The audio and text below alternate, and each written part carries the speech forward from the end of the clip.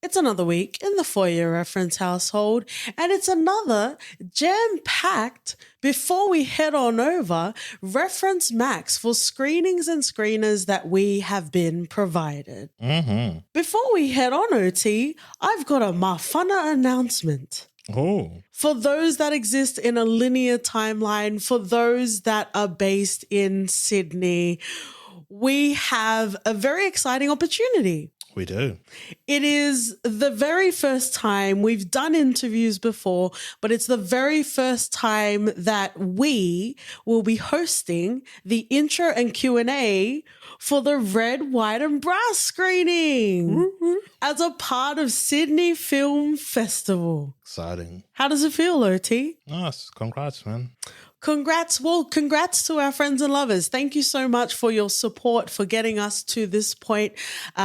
Critic is I don't know, I still battle with that word, but to have a Tongan film person do the intro and a Q&A for a Tongan film in a major film festival, I don't think I can grapple with that. But friends and lovers, if you are again listening to this in time, will be the intro screening Q&A for Red, White and Brass this coming Sunday, the 11th of June at 6 p.m. at Randwick Ritz. If you're able to make it, if you can bring your friends and lovers and your family, we would love to share the night with you. We will put the link in the show notes.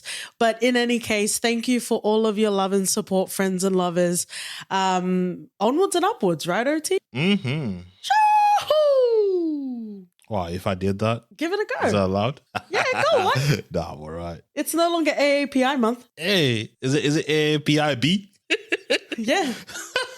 You always make it about the beat. Well, I guess OT realized the difference between cultural appreciation and cultural appropriation. Let's get on with the show, OT Dolazal.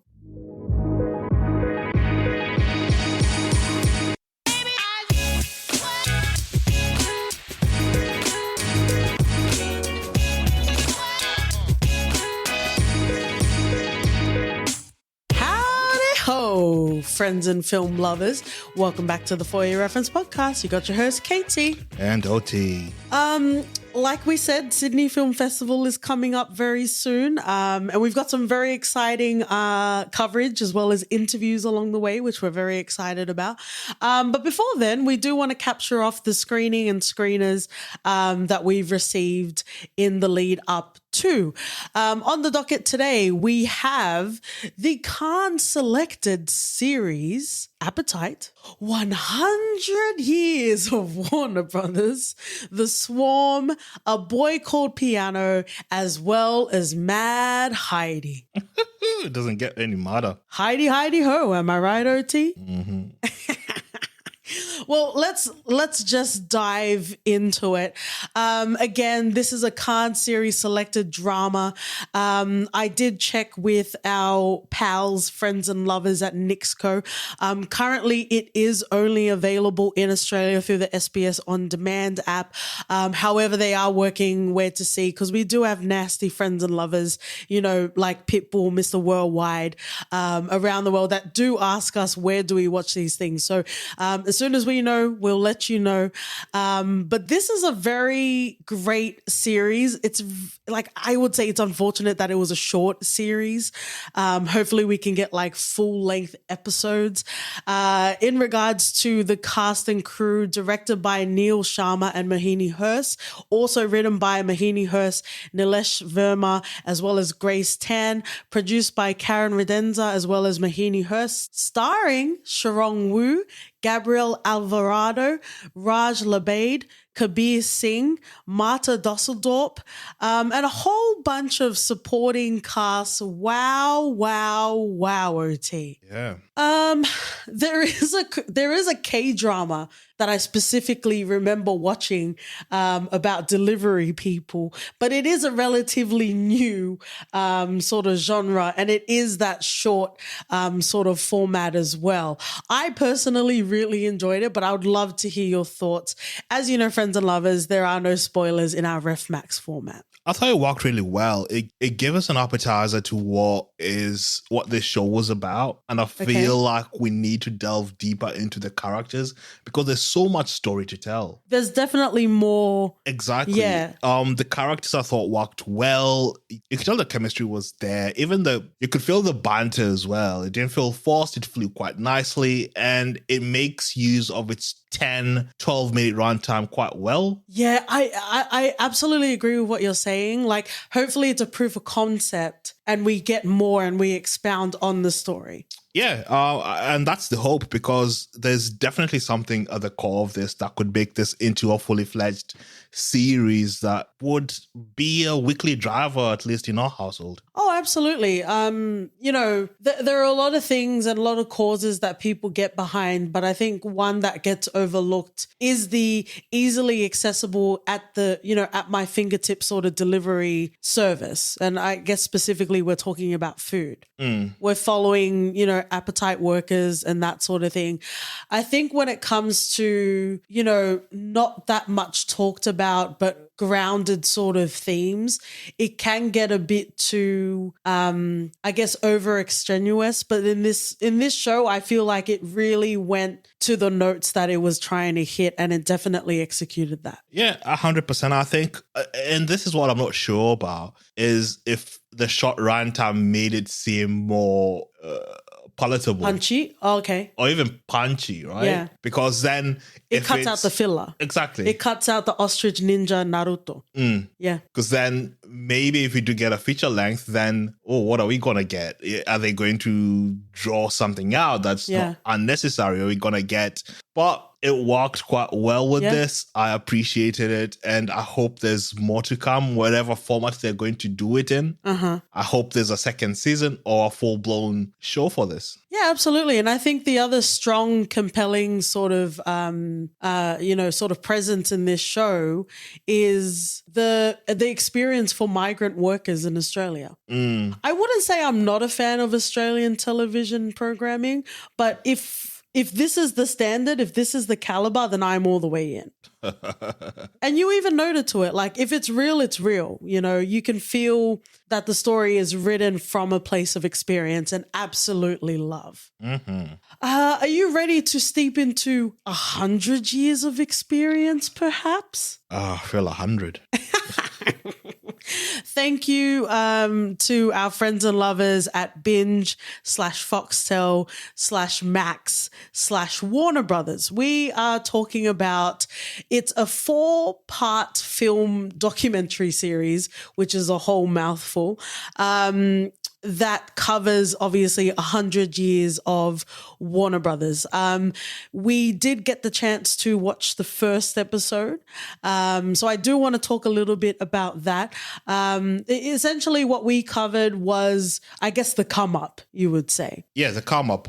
We get to see how Warner Brothers came to be. The sort of trials and tribulations they went through to be that big. And once they got that big, the sort of things they tried to push themselves to even be the biggest thing in the world. I'm picking up what you're putting down, OT. We get to see a lot of, them being involved in the political side of things. Yeah. The push and pull between the brothers and their vision for what they thought Warner Brothers should be. The literal Warner Brothers, yeah. Exactly. But to me, it was interesting. I think they tried to paint a brush of, at least some of the things that I felt had qualms with. It was more, for the time. And we had Black narrators or commentators in the show coming to say, how it was all more nuanced than what was just presented. Yes. So that sort of rubbed me the wrong way. They should just come out and say, you know what it was. Let's move on. Rather than having Black people come in and be like, you know what, man, like, back then, it was deeper than just putting blackface because we had to show a different aspect of the people. And even this Al guy, it's not that he was just doing it because he wanted to, it's just, he even put his face there, so it's all different. Like you can say it's nuanced, but they literally put on blackface to make fun of black people. So it's like there's no nuance there. They could try and run a thesis around that. At the end of the day, I was like, you know what? Just own the shit. Move on. And who you're referencing is Jacqueline Stewart, who is a host on Turner Classic Movies, I believe. And Al Johnson is the Al that you're referring to. And it's interesting, I will pick off where you're going. It's interesting because you can't nuance this shit, right? But in any case, they talked about how, much like the rest of America being built off of black labor, Warner Brothers profited and grew in size off of, I guess, blackface. Wow. No, I'm pretty sure we're saying the same thing, my love. You're putting more venom on it. They call me Tom Hardy if you're nasty. I think they did cover a lot more as to what Warner Brothers was, and they did some impressive stuff. We get to see a lot of things that they pioneered, sound in movies, and they went above and beyond, which I found quite intriguing as well. But I don't think we're taking away by shining a light on what is. No, it's our King Kong episode. I said it, and it's that. But we can also just say other things, I think. Yeah, but it's our King Kong episode all over again. LeVar Burton was also in the documentary, and he said, even if it's problematic, it doesn't mean it wasn't revolutionary at the time, which is kind of my sentiment about King Kong as well. And he said it didn't do anything good for black people. So, it was just interesting the way that it was chosen to be tackled. In the documentary, I imagine the other episodes would focus on the more modern sort of history in regards to Warner Brothers. But yeah, it's interesting because exactly what you're saying, like you don't need to, I guess, qualify it for more modern audiences. It is what it is. It was what it was. Yeah. There was a whole bunch of, guest stars, talking heads in the documentary. Oprah, Keanu, Harvey Keitel, Reservoir Dogs, I barely knew ye. Hans Zimmer, Chris Nolan, John M. Chu, LeVar Burton, Martin Scorsese, Patty Jenkins, George Clooney, Robert De Niro, as well as Clint Eastwood. Someone that I was genuinely impressed by, because I guess with these sorts of documentaries, there's bound to be, it's like you looking through your family album, and you're going to look at the best parts, the best angles, and that sort of thing. But I think the person that I was most interested in and I was genuinely impressed by was Busby Berkeley, who was a choreographer and director. Yeah, the kaleidoscopic shots, just breathtaking stuff. Wow. And you also mentioned adding of sound to pictures. It's so interesting to, hear the actual mechanics of it because, you go from silent picture to, where we are today. So it was pretty cool to see, the evolution of not just Warner Brothers, but the industry at the time. Mm-hmm. But yeah, so we'll definitely get to the rest of the episodes of 100 Years of Warner Brothers. It's an impressive achievement by all, absolutely. 100%. I don't know if it's an impressive achievement, but it's definitely a collective effort by all. Are you ready to talk about the Swarmoti? Yeah. Thank you to our friends and lovers at Binge for these screeners. Unfortunately, we didn't have time to watch all 8 episodes. However, we did get a chance to watch the pilot. This is an adaptation, a TV adaptation, a German adaptation, and it's interesting. I'm going to read the synopsis just to make sure that what we think might be a spoiler isn't a spoiler.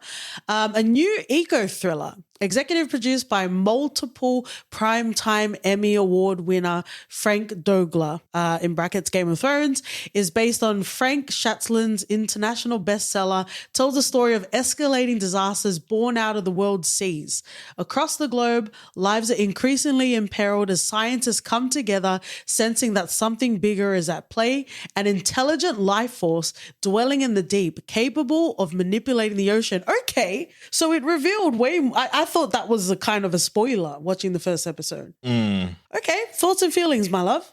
It gave me, if anyone of has watched The Rig from Amazon, it gave us that sort of vibe. Yes. So I thought that's where we were going until you read that synopsis. I was like, okay, maybe there's something more to it. But the pilot does set a good foundation for you to be intrigued into delving more into the show. We get to see orcas, which is sort of topical in the news. True to life, yeah.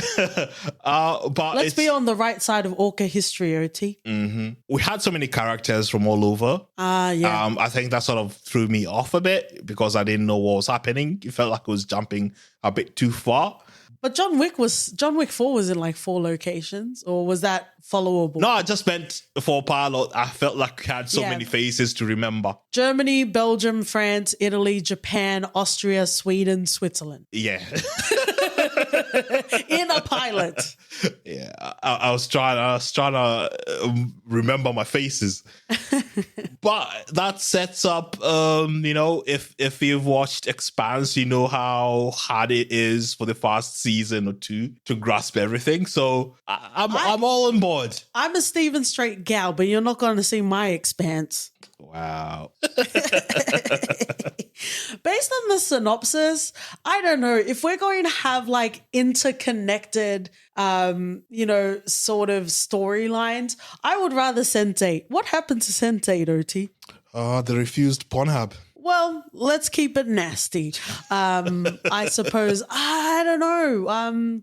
There was a lot going on in this pilot. However, if I'm being very, very honest with myself, I can't, if we are covering, even if it's fiction, like if we have the subject matter of climate change and we're not based in at least the Pacific Islands and specifically Tuvalu, then I don't want it. Oh. What kind of colonial loving books are you reading if you think literally all of these other countries are suffering more than the Pacific Islands?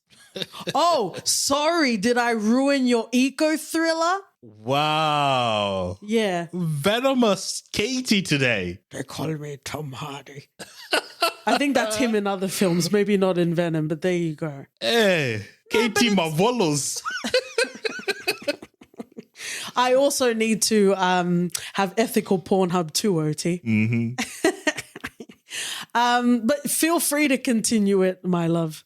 Yeah, always interested in seeing what transpires, and maybe we get to see Pacific Islands on there as well. You don't know. If I'll be holding my breath, I'll be doing exactly what's happening to the Pacific Ocean. Ew!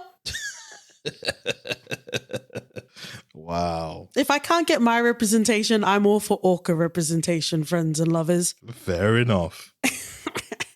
Well, I guess speaking of the Pacific, Whaewhetai Lover to Gabe, Riverside Theatre, for inviting us to the premiere screening, the Sydney premiere screening of A Boy Called Piano.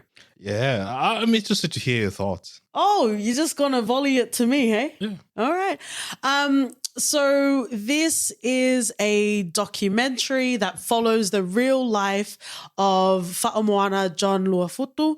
And he essentially, it follows his journey from being a ward of the state. Most recently, depending on, not mine, but the king recently had a list honoring those in Aotearoa, and Fa'amoana was on there as an honorary member of the New Zealand Order of Merit for his services to the arts and the Pacific community. Yeah.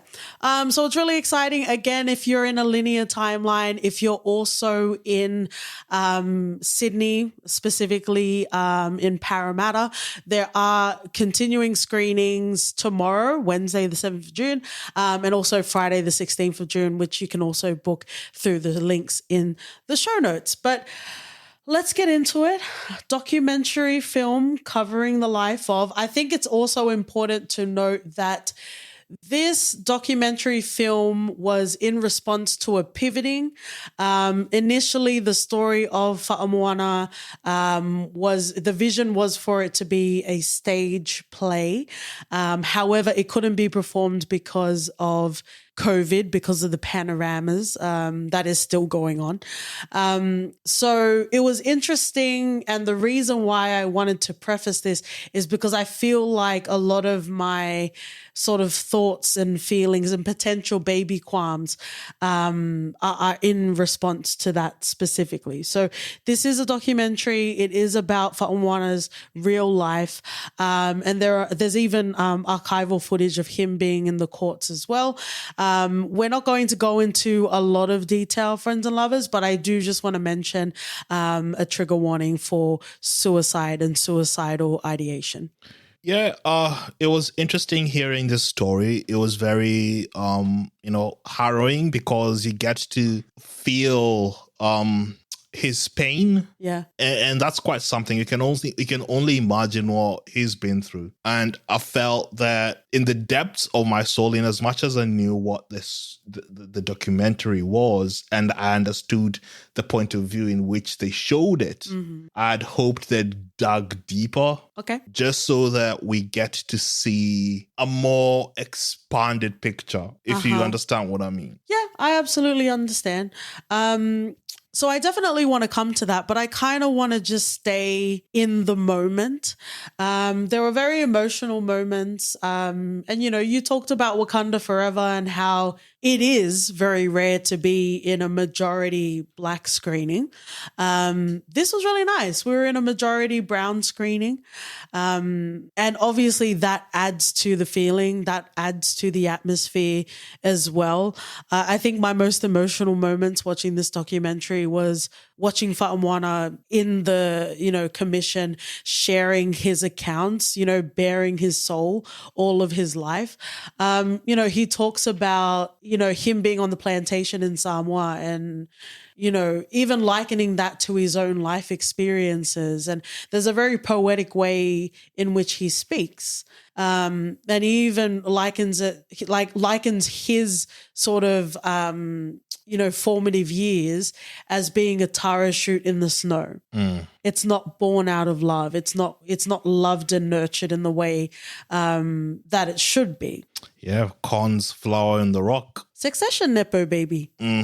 It's also important to note that Fa'amwana was the first Pacific person in Aotearoa to share his story, which is also important to not just the healing of the ainga of the family, but, it also speaks to truth and it speaks to power as well. There was a Q&A panel after the screening and with the theatre director, Nina, she spoke about how this documentary was a woman's hand around a men's story. Yeah. I love that. I love the framing of that. I would say this documentary felt like we were going into the house of Fa'amwana and the ainga or the family. So in that sense, like Nina was saying, it was nurtured and it was created with a lot of care. It wasn't exploitative. It wasn't, trying to get those moments where people are breaking down on camera or, just making it feel like the end product is more important than the actual real life of, I guess people will call them the subjects as well. But there are some things I do want to say, OT.